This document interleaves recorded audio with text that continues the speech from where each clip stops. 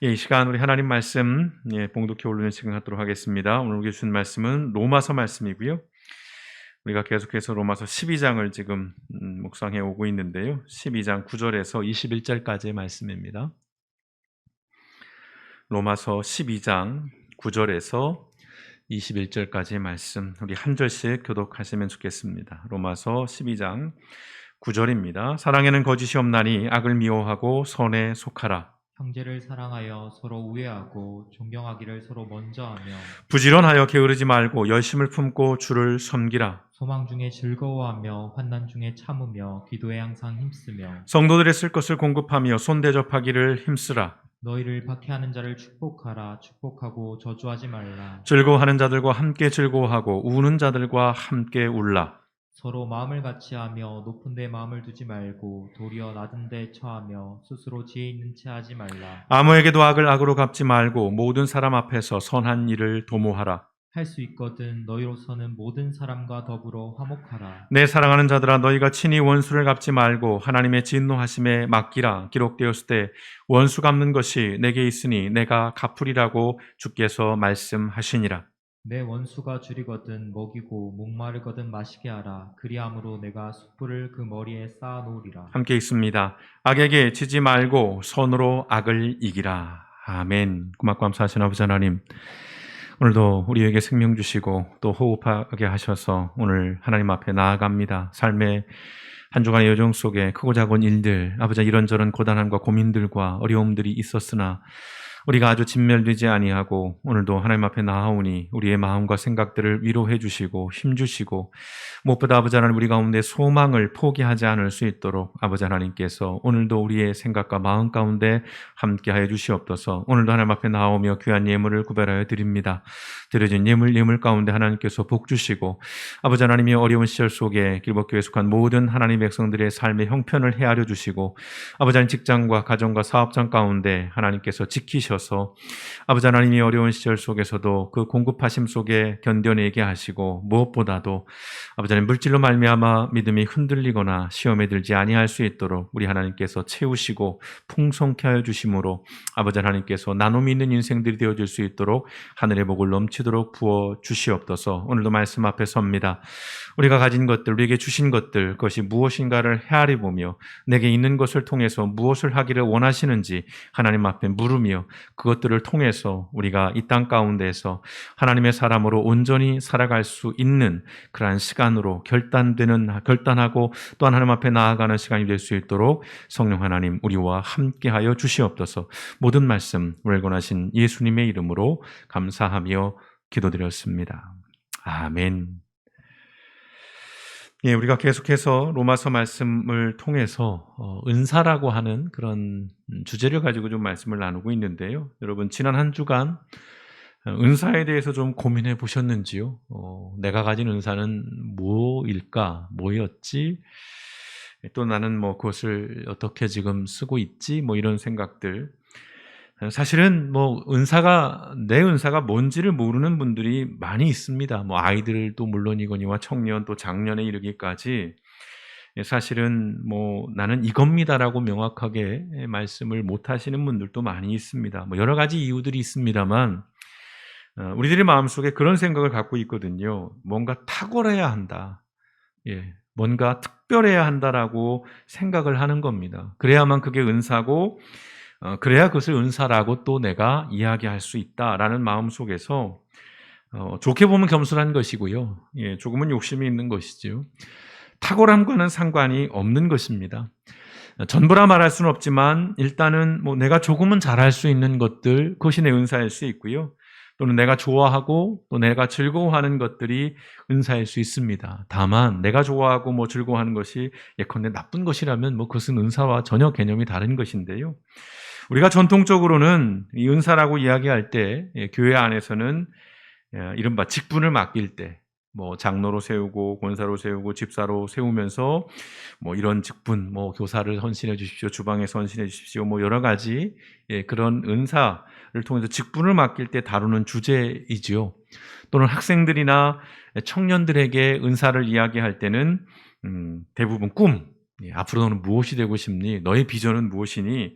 뭐 이런 것들을 물어볼 때에 이 은사에 관한 이야기들을 합니다마는, 그러나 지난주에도 좀 그런 말씀을 드렸습니다. 은사는 어떤 교회 안에서 교회를 이렇게 세워가는 데만 필요한 것이 아니라는 것이고요.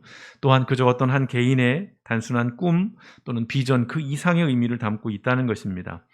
가장 간단하게 말씀드리자면 은사는 우리가 세상을 살아갈 때에도 꼭 필요한 것이라는 겁니다.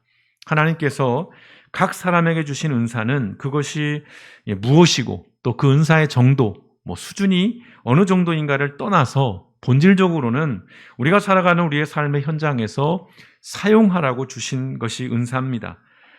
지난주에 그런 말씀을 강조해서 드렸습니다. 다만 사용을 하되 나의 유익, 내 배만 불리는 그런 데 쓰는 것이 아니라 공동체의 유익을 위해 사용하는 것이 바로 이 은사가 가진 목적이고 또 기능이라는 그런 말씀도 드렸습니다.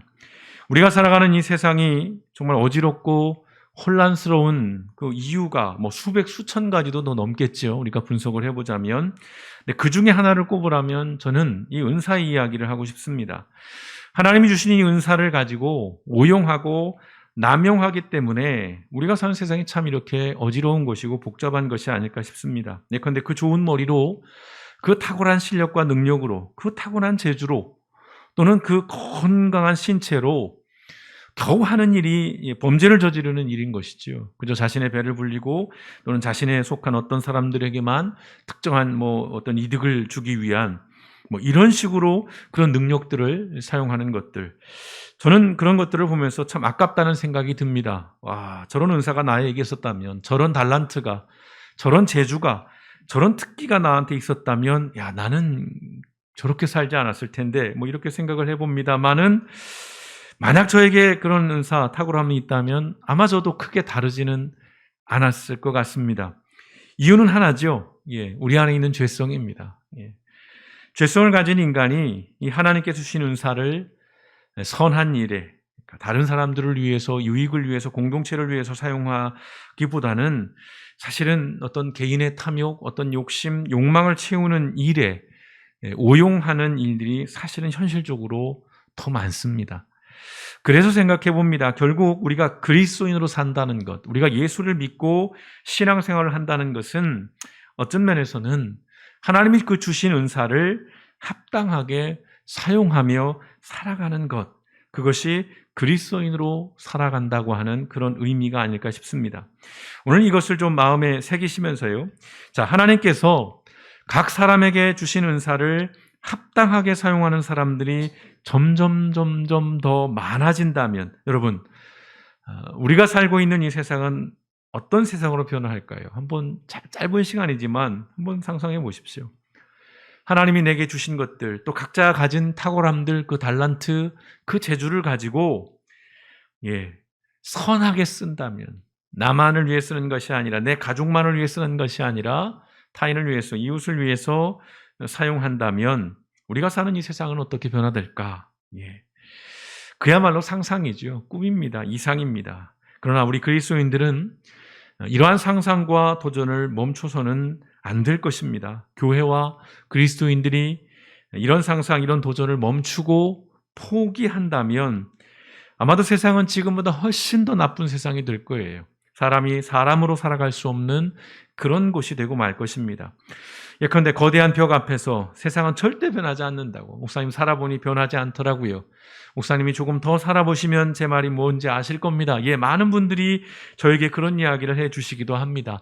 저는 충분히 공감하고 그것이 어떤 의미인지를 잘 이해하고 있습니다만은, 그럼에도요, 변하지 않는다고, 아무리 해도 달라지지 않는다라고 말을 하지만 그것이 현실일지라도 체념하고 돌아서지는 않았으면 좋겠습니다. 우리가 하루아침에 세상을 완전 천지개벽하듯이 바꿔놓을 수는 없습니다만, 여러분, 포기하지 않고 계속해서 꿈을 꾸면서 더딘 걸음일지라도 조금씩 이 꿈을 위해서 살아갔던 교회와 또한 많은 그리스도인들이 있었기 때문에 저는 분명히 말씀드립니다. 우리가 사는 세상이 그나마 이만큼 나아졌고 또한 앞으로 나아질 것이라고 저는 분명히 말씀을 드립니다. 이것이 하나님의 역사였고요. 이것이 지나온 역사의 궤적이었습니다. 저는 이것을 믿습니다. 지금 당장은 소망이 없는 것처럼 보입니다. 화딱지가 나고 도대체 세상이 바뀔까? 우리나라 나아질까? 그러느니 나도 그냥 동참하면서 체념하고 그냥 물들어서 나도 그렇게 기회주의자처럼 그냥 내 것 챙기고 내 거 움켜쥐면서 그렇게 사는 게 잘 사는 것 아닐까? 예, 그런 유혹들, 그런 마음들 저도 듭니다. 저도 수없이 그런 마음이 듭니다. 그러나 아주 접지는 말라는 것이지요. 이 꿈, 이 상상, 이 도전, 이 모험을 우리 그리스도인들과 교회는 포기해서는 안 될 것입니다. 그래서 말씀을 드립니다. 오늘 로마서 12장 9절에서 21절, 좀 긴 말씀은 하나님께서 각 사람에게 주신 은사를 가지고 세상 속에서 살아내야 할 그리스도인들의 아주 구체적이고 아주 실제적인 삶의 모습과 태도를 담고 있습니다. 이제 은사가 무엇이냐에 대한 고민과 더불어서 가진 은사를 가지고 그렇다면 어떤 태도와 어떤 방식을 가지고 살아가야 할 것인지를 이야기하는데, 저는 오늘 이 본문의 말씀이 로마서 12장 1절과 2절에 걸쳐서 있었던 바로 그 말씀, 내 자신을 거룩한 산 제물로 드리라고 하는 그것의 구체적인 모습이라고, 또 권면이라고 생각합니다. 오늘 말씀에는요, 아주 세부적으로 나눠보면 무려 29가지의 명령이 기록되어 있습니다. 물론 큰 틀에선 더 반 정도 줄기도 할 수 있는데요. 각 사람이 가진 은사에 따라서 좀 더 수월한 명령도 있습니다. 이건 나한테는 좀 쉬운데, 근데 조금 어려운 것도 있어요. 이건 좀 내가 어려워. 내 기질상, 내가 가진 어떤 성향상, 또는 내 은사에 대해서는 이건 조금 어려워. 이런 것들이 있습니다. 근데 여기 그치지 않지요. 어떤 것들은 오늘 사도 바울이 우리에게 하시는 그 권면 명령 속에서는 사실은 죽을 때까지 거의 불가능에 가까운 그러한 것들도 있습니다. 자, 오늘 사도 바울이 이 명령의 전제, 우리가 그것을 좀 짚고 넘어가겠습니다. 이 29개에 이르는 이 명령의 전제는 분명합니다. 뭘까요? 사랑입니다. 사랑. 단언컨대 사랑입니다. 이 사랑은 은사의 최고봉이에요. 그러니까 사랑도 은사 가운데 하나인데 뿐만 아니라 이 사랑은 모든 은사의 본질이기도 합니다. 또한 사랑은 은사의 궁극적인 목표이기도 합니다. 고린도전서 12장이 은사에 대한 내용들을 많이 담아두고 있는 장입니다. 다양한 은사들이 언급되어 있고 그 은사를 통해서 무엇을 해야 되는지를 이야기하는데, 그런데 그 은사의 이야기가 12장에서 끝나지 않고요. 그 12장 마지막에 그런 말씀을 하죠. 자, 이제 내가 진짜 좋은 은사가 뭔지를 알려줄게. 본론으로 들어가게 되는데 그게 바로 고린도전서 13장입니다. 고린도서 13장은 어떤 말씀이죠? 우리가 잘 아시는 대로 사랑장이라고 표현을 하죠. 사랑에 대한 이야기, 사랑은으로 시작되는 바로 그것입니다. 은사의 최고봉은 사랑이고요. 사랑은 은사의 본질적인 궁극적인 목표라는 것입니다. 그런데 이 사랑은 어떠한 사랑인지, 어떠한 유형의, 어떠한 형태의 사랑인지를 잠깐 살펴보면요. 로마서 5장 5절 하반절의 말씀입니다. 하나님의 사랑이 우리 마음에 부음받음이니 라는 것입니다. 명백합니다. 하나님의 사랑이에요. 우리 안에 있는 사랑, 인간들이 하는 그런 사랑, 친구끼리 했던 그런 사랑이 아니라 우리에게 부어진 사랑입니다. 하늘에서 온 사랑이에요. 하나님의 사랑입니다. 자, 로마서 5장 8절, 우리가 아직 죄인 되었을 때에 그리스도께서 우리를 위하여 죽으심으로 하나님께서 우리에 대한 자기의 사랑을 확증하셨느니라. 굉장히 유명한 말씀이지요. 어떤 사랑입니까? 그럼에도 불구하고의 사랑인 거예요. 내가 아직 죄인이었을 때, 네가 돌이키면, 네가 잘하면, 네가 착한 일을 하면 내가 널 사랑할 게가 아니라 네가 여전히 진흙탕을 뒹굴고 있지만 그럼에도 불구하고 나는 너를 사랑해 라고 하는 이 하나님의 사랑, 이 사랑이 은사의 본질이라는 것이에요. 밑바탕이라는 것입니다. 여기서 그치지 않습니다. 로마서 8장 35절, 누가 우리를 그리스도의 사랑에서 끊으리요? 환난이나 곤고나 박해나 기근이나 적신이나 위험이나 칼이랴. 39절, 높음이나 깊음이나 다른 어떤 피조물이라도 우리를 우리 주 그리스도 예수 안에 있는 하나님의 사랑에서 끊을 수 없으리라. 어떤 사랑입니까? 절대적인 사랑이에요. 영원한 사랑입니다. 그 어떤 것으로도 끊어낼 수 없는 그 견고한 사랑, 이 사랑으로 은사의 삶을 살아가는 것입니다. 근데 여러분, 사도 바울의 이 명령이, 오늘 우리에게 주시는 이 명령이 더 위대하고 특별한 것은 이것이에요. 로마서의 처음 독자들이 살던 시대를 생각해 보십시오. 로마 시대입니다. 말 그대로 핍박과 고난의 시대였어요. 로마는 번성의 시대였을지라도 그 안에 살아가던 그리스도인들은 아주 고단한 인생을 살던 시기였습니다. 사회 전체가, 로마 제국 전체가 사랑이라는 개념이 없는, 특별히 하나님의 사랑, 기독교에서 말하는 그런 사랑의 개념이 없는 시대였어요. 오히려 폭력과 보복이 지배적이었던 시대, 미덕이었던 시대였습니다. 칼을 잘 쓰고 창을 잘 쓰면 그것이 능력이고 그것이 인정받는 그런 시대였다는 것입니다. 그런 시대에 사도 바울은 하나님께 주신 은사를 통해서 이러한 사랑의 삶을 살 것을 명령하는 것입니다. 사실은 기가 막히죠. 로마에 있던 그리스도인들이 이 명령을 받았다면 어땠을 것 같아요? 정말 쓰러질 얘기입니다. 어떻게 이런 시대에 우리에게 이렇게 살라고 말씀할까? 그렇게 받아들임직한 그런 명령들입니다. 그런 시대의 사도 바울은 하나님께 주신 은사를 통해서 사랑의 삶을 살 것을 명령하고 있는 것입니다. 참 어렵습니다. 폭력의 시대에 평화를 말하는 것이고요. 궁핍의 시대에 나눔을 강조해요. 나도 먹고 살 게 없는데 나누라는 것이죠. 결코 간단치가 않습니다. 그럼에도요, 간단치 않고 쉽지 않지만 그렇다고 포기할 수는 없는 것이고 그렇다고 무기력하게 체념할 수 없는 것이지요. 그리스도인은 그래야 한다는 것입니다. 사도 바울의 명령은 이렇게 시작이 됩니다. 9절의 말씀, 이제 짧게 한번 보겠습니다. 사랑에는 거짓이 없나니 라는 말씀으로 시작을 합니다. 자, 이 사랑은 위선이 없다는 것입니다. 위선적이지 않다는 것이죠. 거짓이 없다는 것.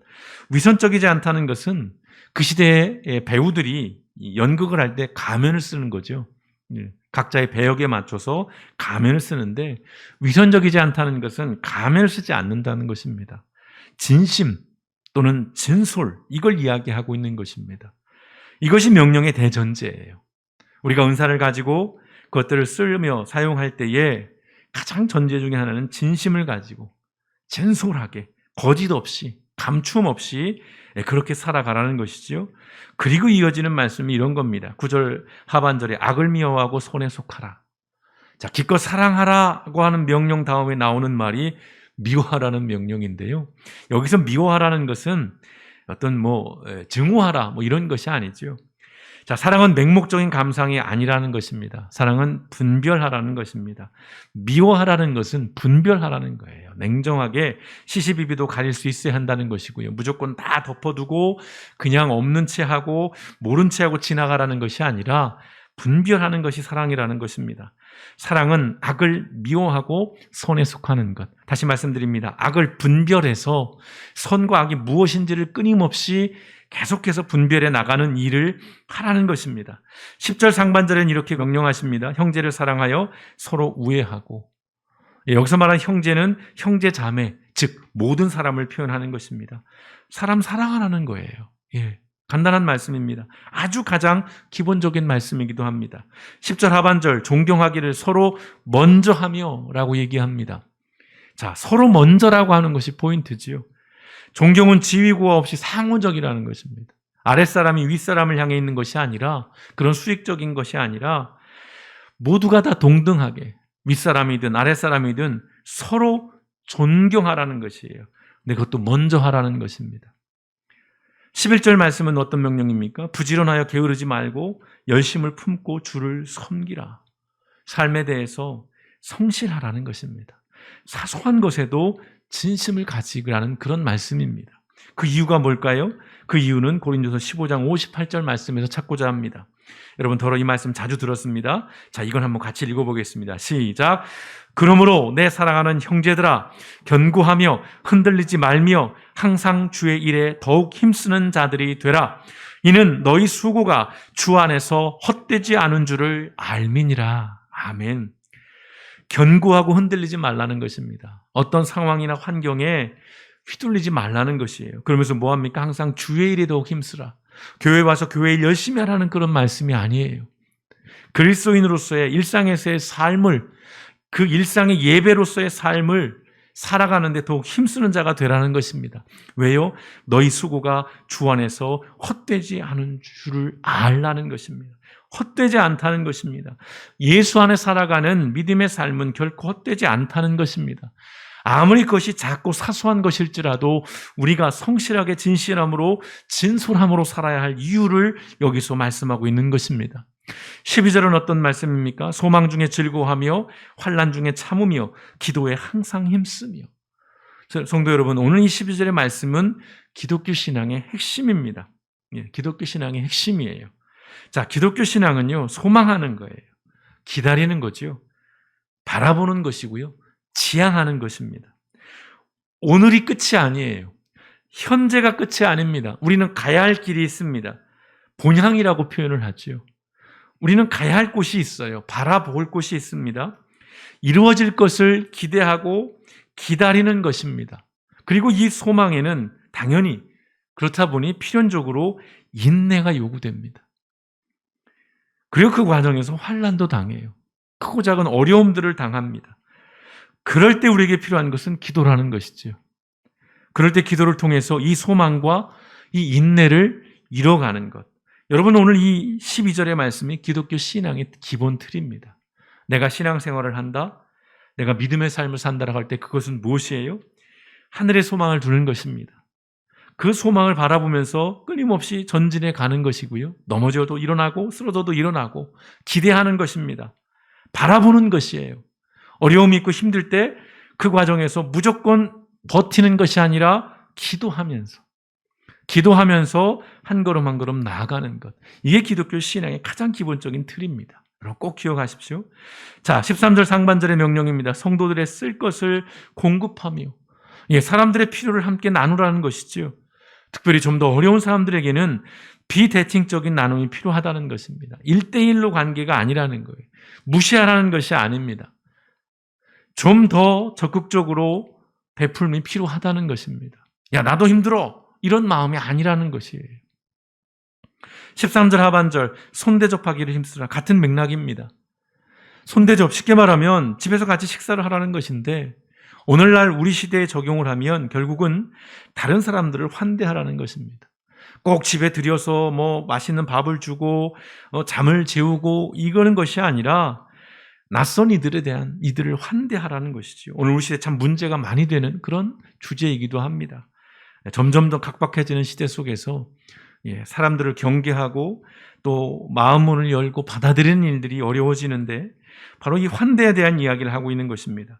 14절 말씀은요. 너희를 박해한 자를 축복하라. 축복하고 저주하지 말라. 좀 더 이제 어려워지는데요. 오늘 이 말씀은 사도 바울의 명령이기 전에 사실은 앞선 모든 말씀도 마찬가지입니다만 예수님의 명령이에요. 예수님의 가르침입니다. 자, 마태복음 5장 44절입니다. 너희 원수를 사랑하며 너희를 핍박하는 자를 위하여 기도하라. 누가복음 6장 27절에서 28절 너희를 저주하는 자를 위하여 축복하며 누가복음 23장 34절 아버지여 저희를 사하여 주옵소서 자기 하는 것을 알지 못함이니이다. 참 어려운 말씀이에요. 쉽지 않죠. 그럼에도 도전해야 하는 말씀이라는 것입니다. 어려우니까 그냥 포기하자. 야, 이거 안 돼. 그냥 접어. 이게 아니라 끊임없이 어쨌든 지향해야 할 그리스도인의 삶의 태도인 것입니다. 자, 15절의 말씀입니다. 제가 성경에서 가장 좋아하는 말씀들 중에 하나입니다. 그래서 한번 같이 읽어보겠습니다. 시작. 즐거워하는 자들과 함께 즐거워하고 우는 자들과 함께 울라. 쉬워 보이지만 참 어려운 말씀이죠. 사랑이라는 것은 함께 노래 부르고 함께 고통받는 것이라는 겁니다. 즐거움이 있는 곳에서는 같이 기뻐해주고 슬픔이 있는 곳에서는 같이 슬퍼해주고 아픔이 있는 곳에서는 같이 아파해주는 것이에요. 공감하는 것이죠. 헤아리는 것입니다. 그리고 관여하는 거예요. 나랑 상관없어. 내 일 아니야. 난 안 아프거든. 난 배고프지 않거든. 난 슬프지 않거든. 그게 아니라 그 사람의 삶을 내가 헤아려 보는 거예요. 짐작해 보는 거예요. 얼마나 힘들고 어려울지를 계속해서 마음속에서 공감해 나가는 것입니다. 자, 16절 상반절 서로 마음을 같이 하여. 이 또한 명확한 얘기입니다. 같은 생각을 가지고 소위 조율하라는 것입니다. 어떤 획일적인 걸 말하는 게 아니죠. 조율이에요. 자, 빌립보서 2장 2절 말씀입니다. 마음을 같이하여 같은 사랑을 가지고 뜻을 합하며 한 마음을 품으라는 그 말씀. 조화입니다. 조화. 예. 자, 16절 하반절 어떤 명령인가요? 높은 데 마음을 두지 말고 도리어 낮은 데 처하며 스스로 지혜 있는 채 하지 말라. 간단한 욕망을 제어하라는 겁니다. 신분이나 지위로 사람을 경멸하거나 무시하지 말라는 것입니다. 너 스카이 안 나왔지? 너 4년제 안 나왔지? 너 2년제도 못 다녔지? 너 고졸이지? 그러지 말라는 거예요. 우리 집 브랜드 아파트다? 그러지 말라는 거예요.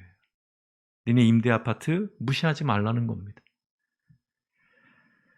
갈라디아서 3장 28절입니다. 너희는 유대인이나 헬라인이나 종이나 자유인이나 남자나 여자나 다 그리스도 예수 안에서 하나이니라. 명확히 말씀하시는 겁니다. 유대인, 헬라인, 종, 자유인, 남자, 여자 모든 사람을 표현하는 겁니다. 어떤 위치에 있는 사람들 예수 안에서 하나라는 거예요. 그리하여 분명히 말씀드립니다. 차별은 죄입니다. 성경에서 차별은 굉장한 죄예요. 동성애보다도 훨씬 더 죄로 수없이 강조하고 있는 것이 바로 이 차별의 문제입니다. 이어지는 17절과 21절의 명령은 이제 난이도가 아주 높이 올라갑니다. 별 5점 되는 것이지요. 이 말씀은 원수들과의 관계에 대한 명령입니다. 자, 살펴볼까요? 17절입니다. 아무에게도 악을 악으로 갚지 말고, 여기서부터 팍 걸립니다. 모든 사람 앞에서 선한 일을 도모하라.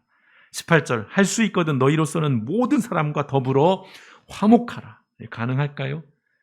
정말 미워 죽겠는 사람이 저도 속에 100명은 있는데. 19절, 내 사랑하는 자들아 너희가 친히 원수를 갚지 말고 하나님의 진노하심에 맡기라. 기록되었을 때 원수 갚는 것이 내게 있으니 내가 갚으리라고 주께서 말씀하시니라. 보복을 금지하는 겁니다. 사적 보복을 금지하고 있어요. 하나님께 있다는 것. 복수는 나의 것이 아니라는 말씀이죠. 20절, 내 원수가 줄이거든 먹이고 목마르게 하거든 마시게 하라. 어렵습니다. 그리함으로 네가 숯불을 그 머리에 쌓아 놓으리라. 참 요게 해석에 많은 어려움을 갖는 말 중에 하나예요. 그 숯불을 그 머리에 쌓아 놓으리라. 도대체 뭔 말이야? 아주 간단하긴 이렇습니다. 잘못한 사람으로 하여금 스스로 회개하도록 만들라는 거예요. 내가 선을 행함으로써. 근데 선을 행하면 행할수록 나를 호구로 알아서 더 등쳐먹는 사람들이 있는 현실 속에 참 어려운 말씀입니다만은, 자, 21절, 악에게 지지 말고 선으로 악을 이기라. 결론과도 같은 말씀이죠.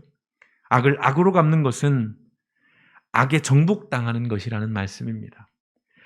악을 선으로 갚으면 선으로 악을 이긴다는 그런 말씀입니다. 참 좋은 말씀입니다만은 현실에서는 정말 몸부림쳐야 하고 정말 이를 악물어야 가능할지도 모를 그러마만큼의 명령인 것입니다. 자, 원수에 관한 이 사도 바울의 말씀은 앞서도 말씀드렸어요. 오늘 우리 시대도 굉장히 힘든 말씀인데요. 로마 시대엔 더더욱 어렵고 힘든 그런 명령이었다는 걸 다시 한번 말씀드립니다. 다시 말씀드립니다. 폭력이 능력이었고요. 보복이 정의였던 시대였어요. 로마 시대, 로마 제국은요. 그걸 거스르며 살라는 말씀입니다. 이것이 십자가의 길입니다. 사실은 결국 우리가 십자가의 길을 간다는 건 거스르며 살라는 것인데, 그래서 어렵고 힘든 것이에요. 시류에 따라서 흘러서 같이 동료로 살아가는 것도 어려운 세상인데 그걸 거스르라니요. 참 어려운 말씀입니다. 자, 오늘 사도 바울이 성도들에게 하나님께 주시는 은사를 통해서 살아내라고 명령하신 이 삶의 모습들을 한번 다시 복기해 보십시오. 9절부터 다시 한번 복기해 보십시오. 자, 원수와의 관계를 제외하면 사실은요, 대부분이 지극히 기본적인 거예요. 그렇지 않습니까? 대단히 상식적인 거예요. 특별히 더 심오하거나 이례적인 것 거의 없습니다. 신앙이 없고요, 종교가 없는 사람들도 사실은 실천하며 살아가는 것들이 대부분이에요. 여러분 다시 한번 보세요. 여기에 뭐 특별히 더 기독교적이거나 특별히 종교가 있어야만 이렇게 산다거나 기독교적인 믿음이 있어서 꼭 이렇게 살아내야 한다거나 그런 것들이 없어요. 기독교 신앙이 아니고 종교가 아니어도 이른바 상식적인 사람이라면 누구나가 그렇게 살아야 할 기본적인 삶의 모습이자 태도라는 것입니다. 여러분, 그래서 말씀드립니다. 여러분, 그리스도를 산다는 것, 내가 예수 믿고 산다는 것, 여러분 특별한 것 아닙니다. 가장 인간적인 삶을 사는 것이 그리스도인으로 사는 삶이라는 것입니다. 무슨 신령하고 무슨 영적이고 내가 뭐 현실 너머의 세상을 보았네, 내가 무언가를 체험했네, 예, 다 좋아요. 다 좋습니다. 그러나 기본은 뭐냐면요, 인간으로 사는 겁니다. 가장 상식적인 삶을 사는 것입니다. 중요한 차이가 있다면 내가 주인이 되어 살아가느냐 아니면 예수님을 주인 삼아 살아가느냐, 이 차이는 있을 거예요. 기독 신앙을 갖고 살아가는 사람과 그렇지 않은, 종교가 없는 사람들도 이런 도덕적이고 인간적으로 살아가는 사람들과의 차이는 그걸 거예요. 근데 이 차이가 왜 중요하냐면 인간이 가지고 있는 이 죄성의 문제를 다스리고 제어하기 위함입니다. 사람은 지극히 상식적인 삶을 살아가는 것조차도 죄성의 방해를 받습니다. 예, 사람 모두가 동등하고 사람은 다 존경해야 하고 존중받아야 하고 귀한 존재이고 빈부 뭐 귀천 다 따질 것 없이 뭐 이런 얘기 누구나가 다 합니다만은 현실에서는 갑질은 여전하고요. 조금만 뭐 하면 비교해서 깔보고 그걸로 내가 더 우위에 있다는 것을 의수대고 자랑하고, 그것이 우리 안에 있는 이 죄성이 우리를 끊임없이 그렇게 상식적인 삶조차도 못 살게 만드는 것인데, 그 끊임없는 유혹과 욕망과 경쟁 속에서 그 상식적인 삶을 살아내는 것조차도 우리는 버거워합니다. 그래서 타협하죠. 그리고 포기합니다. 때문에 우리에게는 예수 그리스도에 대한 믿음의 고백, 그리고 확신이 있어야 하는 것이지요. 이러한 고백과 확신이 있어도 끊임없이 우리의 죄성은 우리를 비상식적인 삶으로 이끌어갑니다. 자, 이 지극히 상식적인 삶을 살아내기 위한 끊임없는 성찰과 도전, 여러분 이것이 신앙의 삶이고 이것이 믿음의 삶이고요. 그리고 이것이 바로 십자가의 길입니다.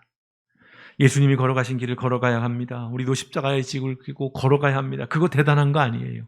거창한 얘기 아닙니다. 상식적인 삶을 고민하고 상식적인 삶에 도전하는 겁니다.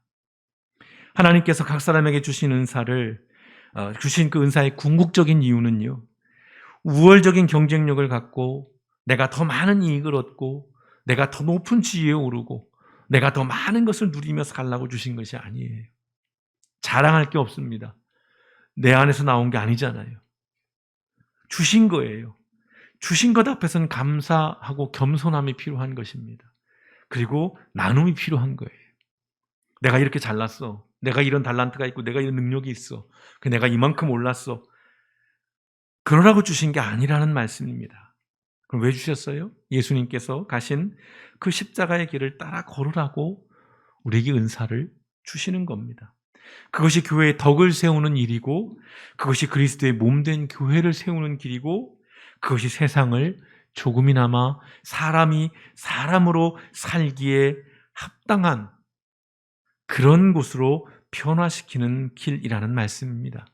성도 여러분, 우리가 걸어가야 할 십자가의 길은 지극히 상식적인 삶입니다.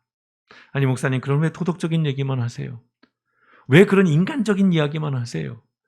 신령한 삶을 살아야죠. 예, 그 신령한 삶이, 성경에서 말씀하고 있는 그 신령한 삶이 실은 가장 상식적인 삶이라는 것, 우리가 이걸 놓치고 있다는 것입니다. 우리 기독교가, 우리의 교회들이, 우리 그리스도인들이, 아니 목회자들이 이 얘기를 하지 않아요. 상식을 벗어난 삶을 살면서 그것이 영적인 삶이고 그것이 굉장히 경건한 삶이며 그것이 아주 깊은 삶이라고 이야기를 해요. 아니요, 성경은 어디에도 이 상식을 무시한 채 살아가라고 이야기하지 않습니다. 오늘 사도 바울의 그 29가지나 이르는 권면 중에는요, 대부분이 상식적인 것이. 교회 안 다니는 사람들도 훨씬 더 우리보다 더 잘 살아내는 삶의 태도와 모습들일 뿐이라는 것입니다. 우리가 신령한 삶을 살기를 원한다면, 우리가 정말 믿음의 삶으로, 우리가 정말 그리스도인으로 살기를 원하신다면 여러분 기억하십시오. 가장 인간적인 삶을 사십시오. 사람으로 살아가는 것입니다. 사람을 사랑하는 삶. 참 어렵습니다. 실은요. 왜요? 그들은 저를 사랑하지 않거든요. 그들은 저를 이용해 먹으려고 하거든요. 그런 현실 우리가 부정하지 않습니다. 제가 동화 속 이야기를 드리는 것만은 아니에요. 그래서 처음에 구절의 시작이 그거예요. 사랑에 거짓이 없다. 그리고 바로 이어지는 게 악을 미워하라. 분별하라는 것입니다. 그리스도인이라고 해서 호인으로 산다고 해서 모든 게 허허실실 절대 아니라고 몇 번을 말씀을 드렸을 겁니다. 우리는 냉정하게 분별해야 돼요. 무엇이 악이고 무엇이 선인지 내 신념으로 내 가치관으로 분별하는 게 아니라 하나님의 말씀을 가지고 분별해내는 것입니다. 그런 분별조차도 사랑의 행위라는 것입니다. 그런 분별 속에서 우리는 사람을 사랑해야 한다는 것입니다. 십자가의 길은 그래서 사랑의 길입니다. 주신 은사, 여러분 무엇입니까? 그것이 정도가 어떤 것이든 남들에게 자랑할 만한 것이 되지 못할 만한 그런 수준의 아주 미약한 것일지라도 여러분 그것을 써야 그것에 의미가 있는 것입니다. 쓰되 그 은사를 통해서 내가 더 많은 것들을 얻으려 하는 그런 욕망과 욕심 가운데로 그것들을 쓰는 것이 아니라 내가 조금 더, 내가 한 사람이라도 더 사랑하고 그들을 더 헤아리고 그들과 더불어 살아가는 그 일들 가운데 하나님이 여러분에게 주신 그 은사를 이제부터라도 조금씩 사용하고 그것들을 통해서 우리가 상상하고 우리가 꿈꾸고 우리가 도전할, 우리가 모험해야 할 다른 세상, 사람이 사람으로 살아가는 그러한 세상, 사람이 사람을 죽이고 미워하고 질시하고 이용해 먹는 그런 세상이 아니라 서로를 헤아리며 살아가는 그러한 세상을 우리가 꿈꾸고 소망하면서 기대하면서 우리의 믿음의 삶을 살아가실 수 있으면 좋겠습니다. 다시 한번 말씀드립니다. 이번 한 주간 내가 정말 영적으로 살고 싶고 내가 정말 거룩하고 경건하게 신령하게 살고 싶다면 상식적인 삶에 도전하십시오.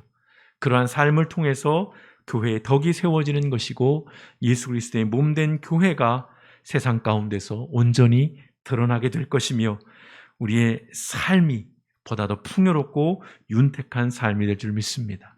바라기는 이번 한 주간 이 상식적인 삶을 통해서 예수님께서 걸어가신 그 십자가의 길을 우리도 따라 걸어가시는 저와 여러분, 그리고 사랑의 삶을 살아가시는 우리 모든 하나님의 백성 되시기를 주님의 이름으로 축원드립니다. 기도하시겠습니다.